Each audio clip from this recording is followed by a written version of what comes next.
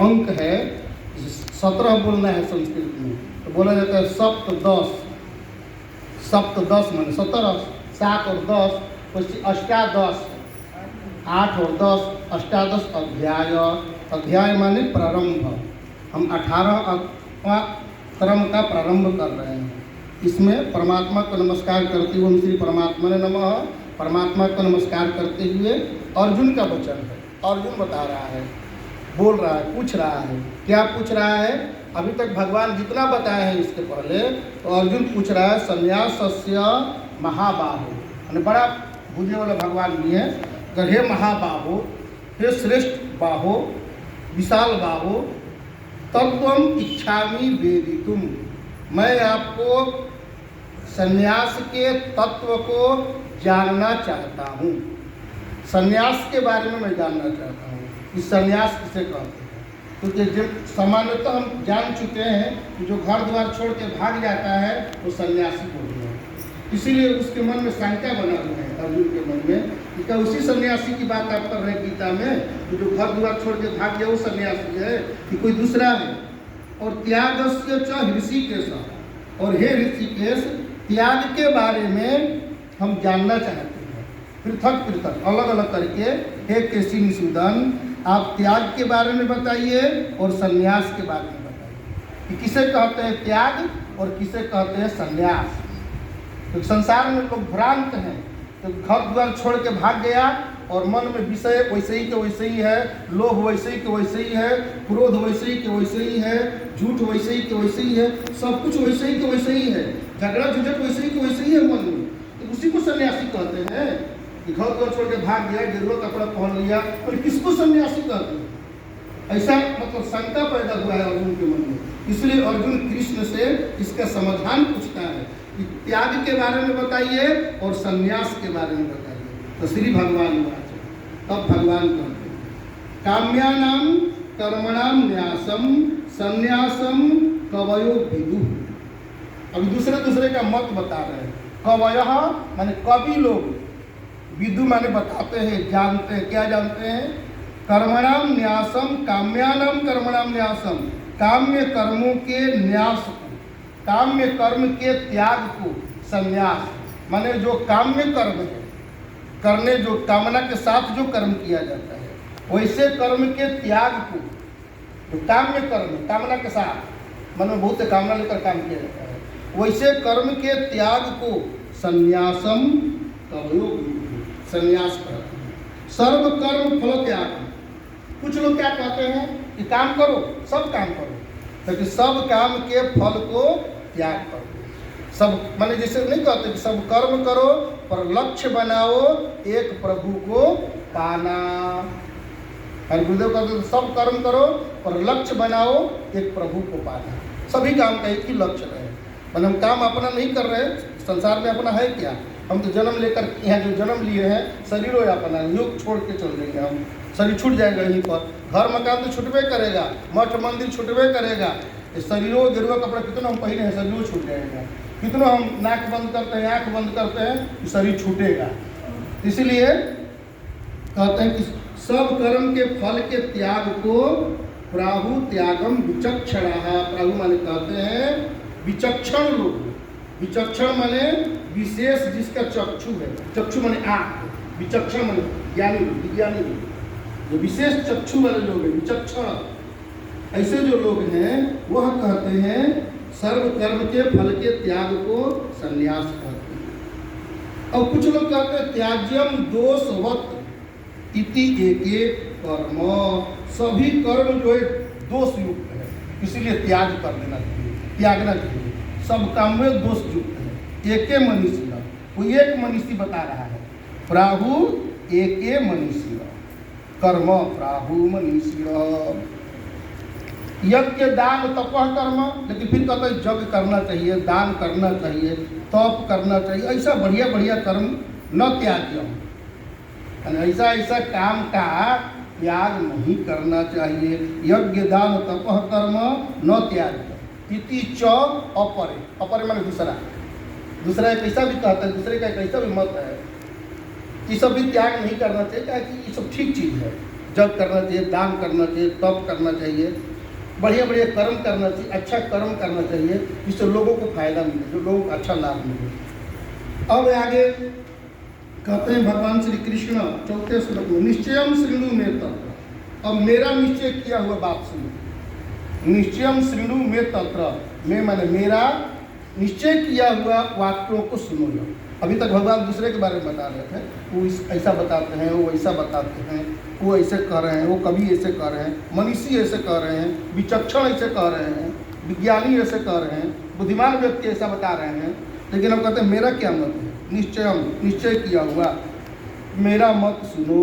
त्यागे भरत सत्तम, हे भरत सत्तम, हे भारतवंशियों में श्रेष्ठ, मेरे मत को सुनो।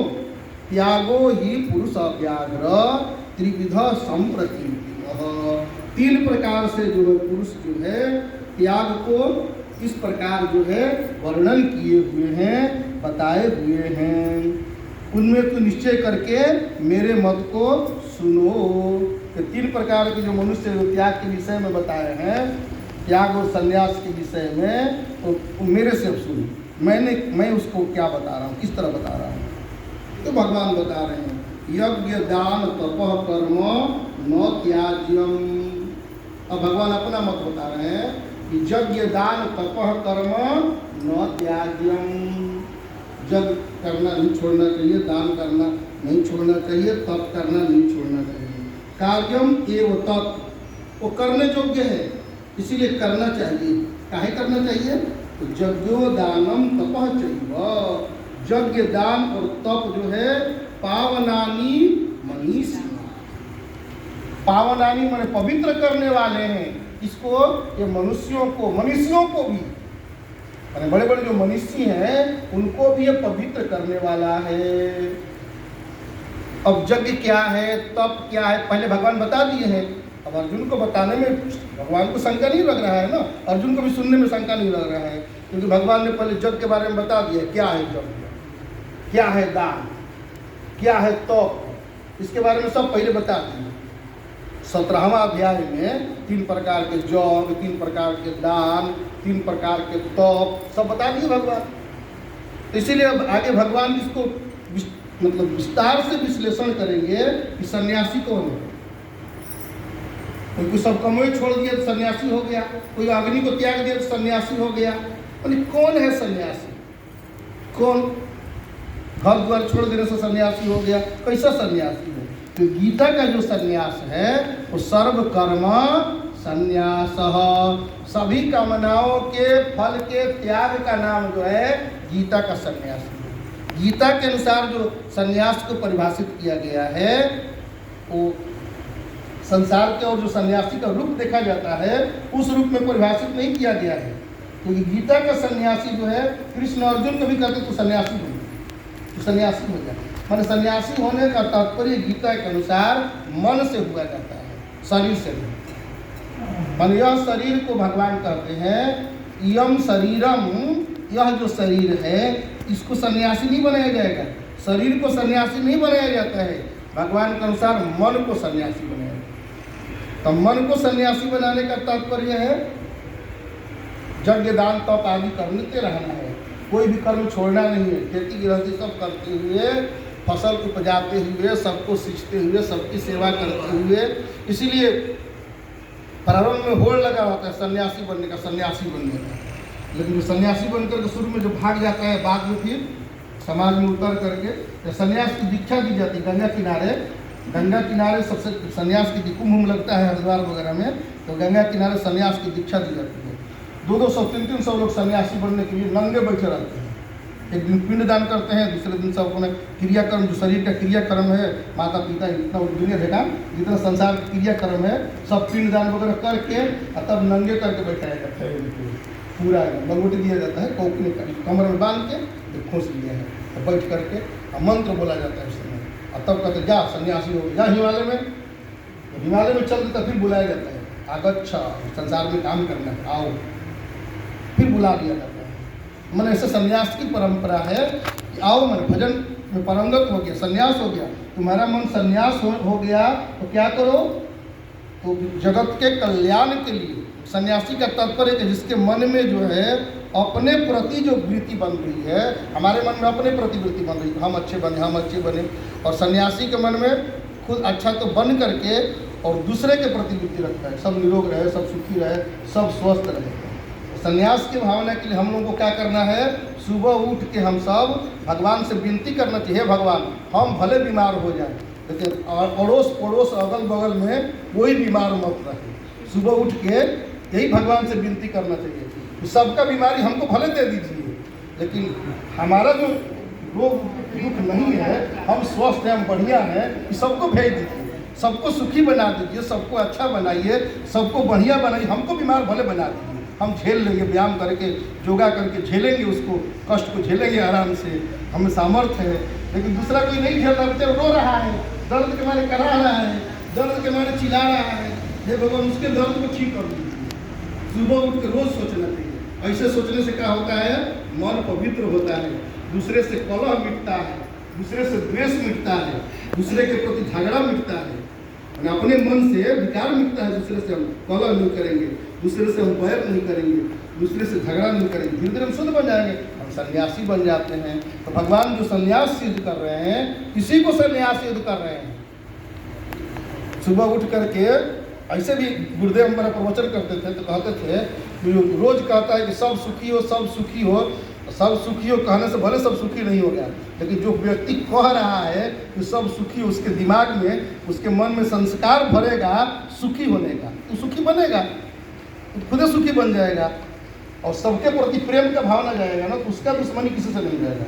लोग भले उसे दुश्मनी करें, लेकिन उसका दुश्मनी किसी से नहीं रहेगा। ईसा मसीह के शरीर में भले कील ठोका जा रहा था, लेकिन ईसा मसीह के मन में किसी के प्रति दुश्मनी नहीं था।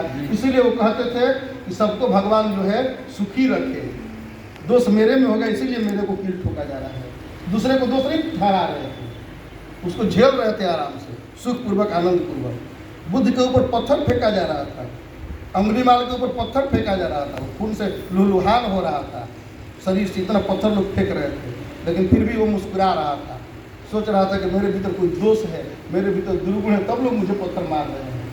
हे भगवान उनको क्षमा करो, जो पत्थर फेंक रहे हैं उनको क्षमा करो, उनको दुख मत दो, उनको कष्ट मत दो, हमें ठीक है, हम झेल लेंगे। इसीलिए इसका नाम संन्यास है।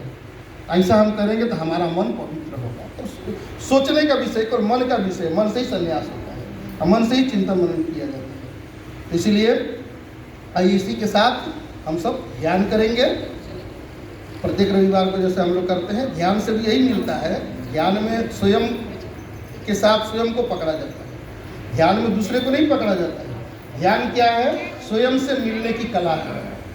अपने से हम बिछुड़ गए हैं, अपने से दूर हो गए हैं, पराये के साथ हो गए हैं, हम पराये के दोस्त बन गए, नहीं, पराये के साथ जो जुड़े हुए हैं कोई पराया नहीं, सब हम अपने हैं। इसलिए अपने के साथ बोलिए, सब में आत्मा एक है, सब में ईश्वर एक है, सब में भगवान एक है। यहाँ कोई जाति पाति ऊंचा नीचा जितना भी सब भेदभाव बनाया गया है, परमात्मा की दृष्टि से नहीं बनाया गया है।